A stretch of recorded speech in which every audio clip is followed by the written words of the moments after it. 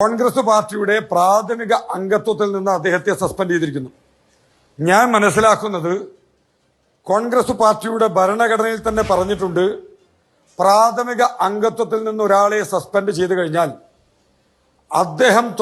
അദ്ദേഹത്തിന്റെ കൈവശം വെച്ചിട്ടുള്ള അദ്ദേഹം പ്രതിനിധാനം ചെയ്യുന്ന ഗ്രാമപഞ്ചായത്ത് മെമ്പറാണെങ്കിലും MLA ആണെങ്കിലും MP ആണെങ്കിലും ആ സ്ഥാനങ്ങളെല്ലാം രാജിവെക്കണമെന്ന് കോൺഗ്രസിന്റെ ഭരണഘടനയിൽ തന്നെ പറഞ്ഞിട്ടുണ്ട് എന്നാണ് ഞാൻ മനസ്സിലാക്കുന്നത്.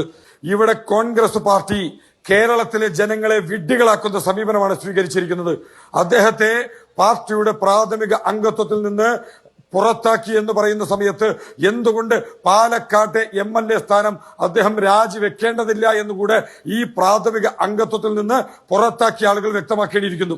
2, ഇതില് എത്ര കാലത്തേക്കാണ് സസ്പെൻഷൻ എന്ന് പറഞ്ഞിട്ടില്ല. 2, ഒന്ന് പൂർത്തിയാക്കട്ടെ. ഈ കോൺഗ്രസ് പാർട്ടിയുടെ ഇതേ ഭരണഘടനയിൽ തന്നെ പറഞ്ഞിട്ടുണ്ട്, സസ്പെൻഷൻ പീരിയഡ് പറഞ്ഞില്ലെങ്കിൽ 1 മാസം കഴിയുന്ന സമയത്ത് ആ സസ്പെൻഷൻ അവസാനിക്കും. ഇതിനകത്ത് ഞാൻ മനസ്സിലാക്കുന്നത് ഇന്ന് കാലത്ത് പത്രസമ്മേളനത്തിലോ തുടർന്നുള്ള ആളുകൾ പറഞ്ഞതിലോ എത്ര കാലത്തേക്കാണ് എന്ന് സ്പെസിഫൈ ചെയ്ത് പറഞ്ഞിട്ടില്ല.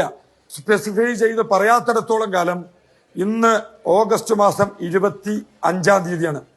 2025 സെപ്റ്റംബർ മാസം 25-ാം തീയതി അദ്ദേഹത്തിന്റെ സസ്പെൻഷൻ പീരീഡ് അവസാനിക്കേണ്ടതാണ്, സ്വാഭാവികമായിട്ട് കാലാവധി പറഞ്ഞിട്ടില്ലെങ്കിൽ.